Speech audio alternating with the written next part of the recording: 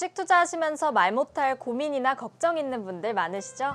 저희 하프타임 주식상담소에서 여러분의 고민들과 함께 하겠습니다. 매일 시청자분들의 투자 관련한 다양한 고민들 들어보고 있는데요.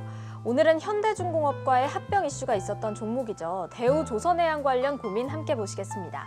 오늘의 사연입니다. 안녕하세요. 저는 대우조선해양을 10% 비중으로 매수했습니다. 지금 수익률은 마이너스 24%로 손해를 보고 있는 상황인데요. 사실 올해 수주 목표량도 조기 달성한 데다 요즘 대형 수주 관련 이슈들도 많아서 주가가 잘 가겠다 싶었습니다. 그런데 현대중공업과의 합병이 무산될 위기가 생겼다는 뉴스가 나와버렸네요. 이 합병이 무산되면 주가는 어떻게 되는 건가요? 지금 이미 손해를 보고 있는 상황이라 어떻게 하는 게 맞는지 모르겠습니다. 계속 가져간다면 어떤 점을 보고 가져가야 할지 아니면 그냥 손절하는 게 좋을지 알려주세요. 네, 수주 목표량 조기 달성과 합병 무산 이렇게 호재와 악재가 함께 있어서 어떤 선택하실지 더 고민되실 것 같습니다. 이 사연자분은 어떤 선택을 하는 게 좋을지 스튜디오에서 도와주세요. 네, 지금 대우조선해양 같은 경우 23,950원 선으로요. 한 달 사이 8% 이상 빠졌고요. 신조성과를 살펴보면 12개월 연속 상승 흐름 이어갔었고 네. 사실 대우조선해양뿐만 아니라 3대 이제 조선주들이 사실은 수주 성적이 좋거든요. 성적은 좋다라고 네. 하는데 뭐 태운과 같은 이런 기업들은 거래 정지되고 막 이런 우려감도 있단 말이에요. 네네. 기대와 우려가 공존하고 있습니다. 저 또한 조선주를 지금 어떻게 해야 될지 저 또한 고민이에요. 네. 전문가인 저 또한 답이 안 나오고 있는 상황인데 그렇죠. 우리 박우신 대표님 예. 현실적인 조언 부탁드릴게요.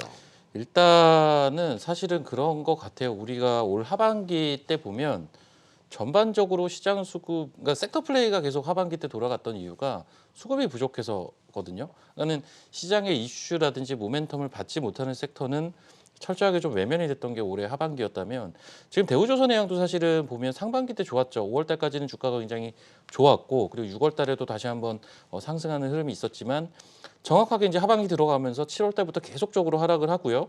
사실 추가적인 하락은 지금은 좀 제한적인 것 같아요. 하지만 이제 역시나 아직까지는 바닥권에서 좀 박스권의 움직임들을 보여주고 있는데 대우조선해양 뭐 앞서 뭐 수주 목표치를 달성을 했고 뭐 이런 말씀들을 해주셨지만 사실은 실적만 놓고 보면 내년까지도 실적이 크게 돌아서는 그림이라기보다는 내년은 이제 똔똔이 정도 칠 것 같고 내후년 정도부터 이제 실적이 좀 찍힐 것 같거든요.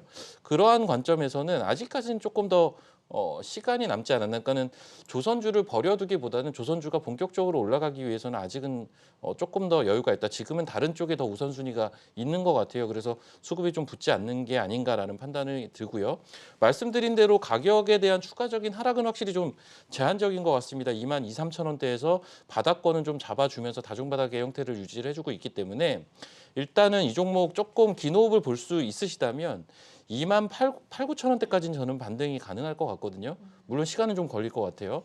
그래서 시간의 여유가 있으시다면 28,9천원대까지 홀딩을 저는 말씀을 좀 드리고 싶고 그게 아니라 좀 발빠른 매매가 필요하시다면 한 절반 정도를 일단은 다른 섹터로 좀 이동을 하고 나머지 절반만 좀 기다려보는 그러한 전략도 괜찮지 않을까 뭐 이런 판단이 듭니다. 가격 하락은 좀 제한적일 것 같은데 본격적인 상승이 나오기에는 아직은 시간이 좀 필요해 보입니다. 네, 박영훈 대표님은 또 조선산업에 대해서 분석을 많이 하셨으니까 최근에 예. 어떻게 바라보세요? 일단 제가 준비한 자료가 혹시 네. 보여줄 수 있을지 모르겠지만은 제가 신조선가 동향에 대한 자료를 보면은 네. 아까 앵커가 얘기하셨지만은 뭐 1년 동안이지만 진짜로 1년 동안 올랐습니다. 이달 들어서도 오르고 있더라고요. 그렇죠. 네. 지금 제가 데이터베이스가 이게 11월까지 데이터야. 12월까지 아직 안 나왔는데 클락슨 신조선가 지수가 지금 저렇게 1년 동안 지속적으로 오르고 있어요. 네. 이거 더 오를 겁니다. 왜 더 오를까요? 배를 만들어줄 데가 없어요. 이거 물류 대란이잖아요 지금. 아니 지금 뭐 물류대란에서 배를 주문을 해도 네. 우리 배 못 만들어요. 지금 현대중공업이나 이런 대우조선이나 이런 데서는 네. 도크가 다 아까 말씀드린 100% 이상 차 있기 때문에 네. 비싼 가격을 지불하지 않으면 배를 만들어줄 수가 없어요. 그래서 이 선가는 더 올라갈 거다라고 보고요. 2022년도에는 이 조선업종이 무조건 좋아질 거다, 회계가 좋아질 거다라고 보는 거는 이 건설과 조선은 사실 그 선수금을 받고 그다음에 기성이라는 것을 계속 하는데 이 회계가 우리처럼 물건을 얼마 팔았으니까 얼마 남았다 이런 회계가 아니고요.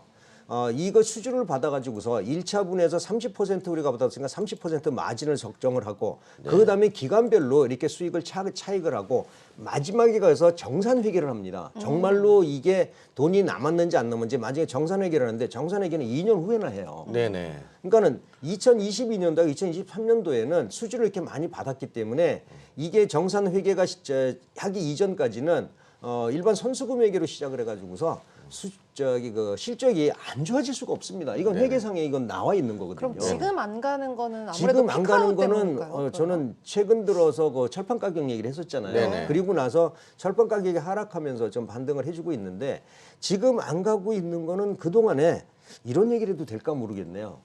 이런 공매도나 이러한 세력들에 의해 가지고서 못 움직이고 있는 거예요. 그러니까 이런 사람들의 쇼커버링이 들어오기 시작을 하는데 네. 만약에 12월 달에 클락슨 그 지표가 더 오른다면은 철강 가격이 조금 더 내린다면은 이 쇼커버링이 들어올 수밖에 없다는 거죠. 네. 대우조선해양 지금 합병 문제가 있긴 하지만 합병이 돼도 좋고요. 안 돼도 좋은 회사입니다. 네. 난 근데 대우조선해양 말고 다른 게 좀 하고 싶어 하면은 저는 전략을 두 가지를 드립니다. 일단 보유 전략 유지하시고요. 2년간 오를 거다라는 말씀 좀 드리고 싶습니다. 2년간 오를 거예요. 충분히 매수가 이상에서 수익 내실 거고요. 그런데 난 좀 불안하다라고 싶으면은 저는 여기에서 종목을 대우조선의 일부 매도해서 조선업종으로 다른 거로 하나 갈아타도 나쁘지 않다라는 말씀 드릴게요. 아까 얘기한 동성화인텍이나 네. 제가 가장 좋게 보고 있는 조선업종제 현대미포조선이나 네. 이런 쪽으로 종목을 조금 늘려도 문제가 없다라는 생각이고요. 조선업종은 좀 힘드셨겠지만은 2022년도에는 반등을 안 할 수가 없는 업종이다. 이렇게 말씀드립니다. 네, 시간은 다소 걸릴 수도 있겠지만 조선 업황 자체는 좋다. 이렇게 결론 지으면 되겠네요.